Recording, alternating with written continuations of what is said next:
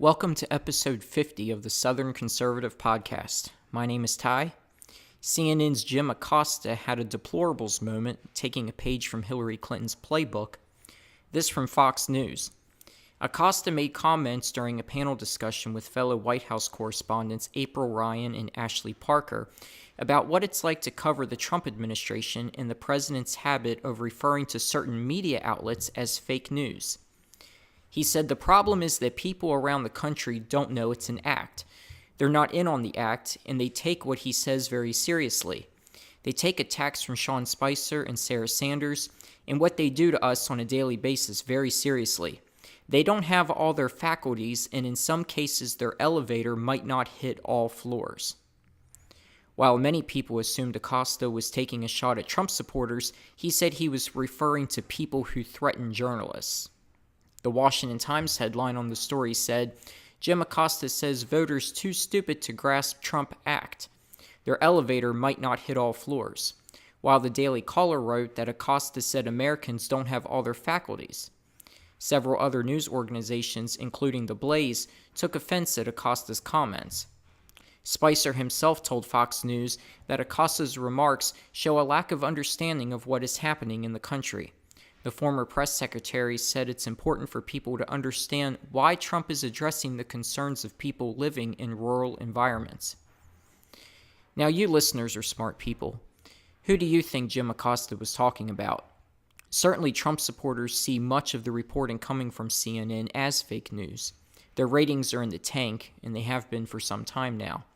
The progressive media and progressives themselves, which make up the media, are completely out of touch with the American people, and in particular Trump supporters and those who are objective that can see what Trump is doing has been helping the country. Record low unemployment, excellent job growth, people are taking home more of their hard-earned money. You no longer will have to pay a penalty if you want to opt out of Obamacare. We're on the brink of denuclearizing the Korean Peninsula, and we're doing so without appeasement. Now, that's not to say I agree with everything Trump has been doing, and I believe there are still key campaign promises that have yet to come to fruition, including building a border wall and repealing Obamacare entirely. Part of this is thanks to Mitch McConnell for not undoing the filibuster rule in the Senate, requiring 60 votes to end debate before taking a final vote on a bill. Part of this is squarely the president's fault for signing an outrageous spending bill that did not include border wall funding and yet funded programs like Planned Parenthood. The liberal media doesn't understand this. The goal of the media, which is nothing more than an arm of the Democrat Party, is to separate Trump from his supporters, to get Trump's approval rating down to rock bottom. But the liberal media does not understand the connection Trump has with his base, and that's because the liberal media is out of touch with ordinary Americans who just want to work hard and be successful and get the impeding government out of the way of making that happen. So you don't have all of your faculties, you're not all with it in the head, if you support Sarah Sanders defending herself from personal attacks and defending the administration from cheap shots that often come from Jim Acosta.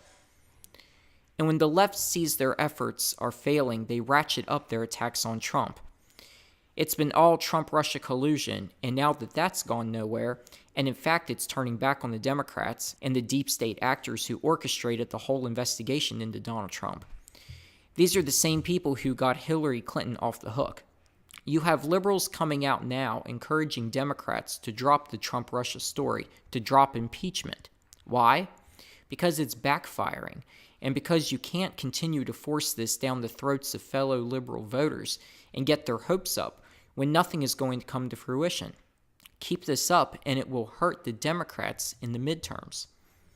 Speaking of the midterms, there was a special election in Arizona's 8th congressional district yesterday, and the Republican candidate won the election, keeping that district in Republican hands. And Democrats are touting this as a victory for them because the Republican won by about 8 points when Trump won the district in 2016 by about 20 points. Sure, voter enthusiasm in these special elections has gone more so to the Democrats than the Republicans.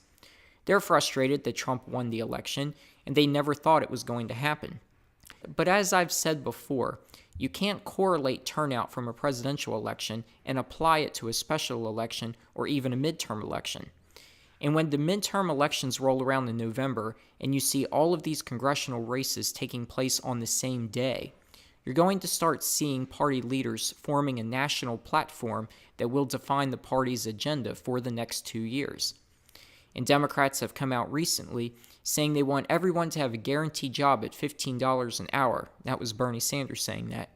Even giving people government jobs if they can't find employment in the private sector, with no explanation of how all of that will happen. They want to raise taxes, expand Social Security benefits, expand Obamacare, and grant amnesty to millions of illegal immigrants. They won't build a border wall.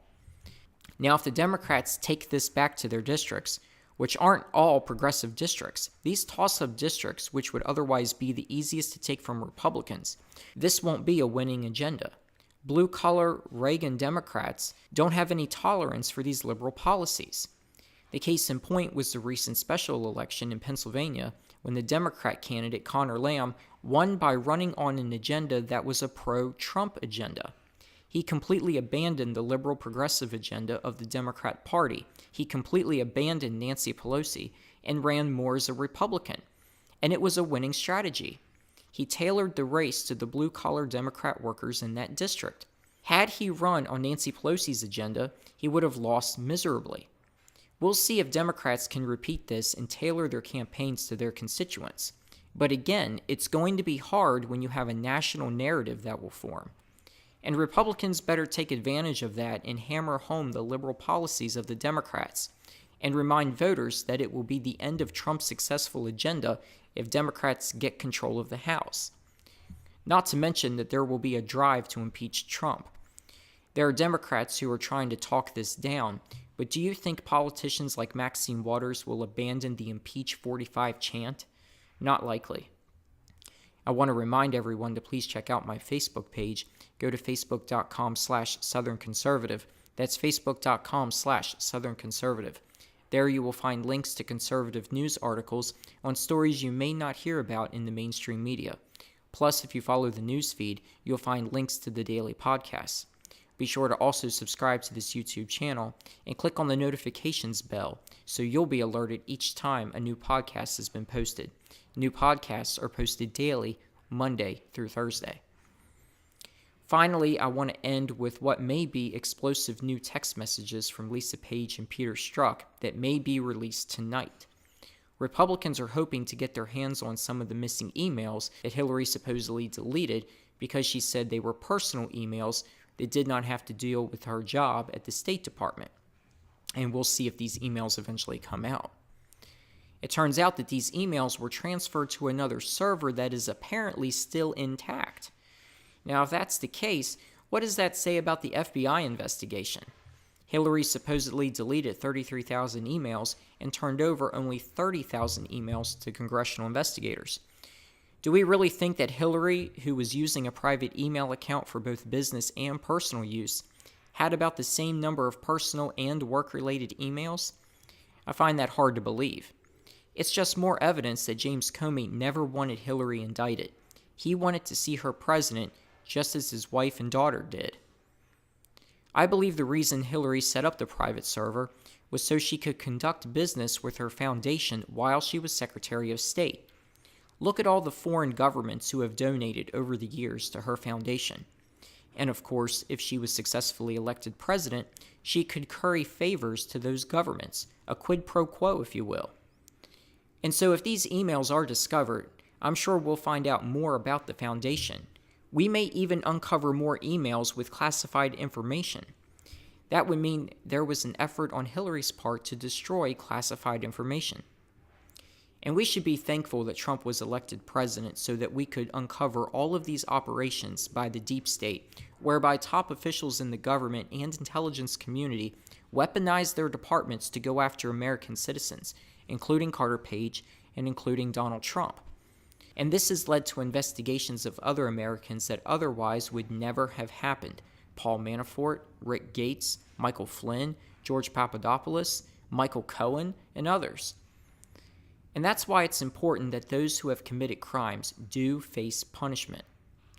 A message needs to be sent that no one is above the law, and it would go a long way to reining in the deep state. And that's it for today. A quick podcast here, but there will be more to cover on Thursday. I hope you'll join me then. Have a great day, everybody.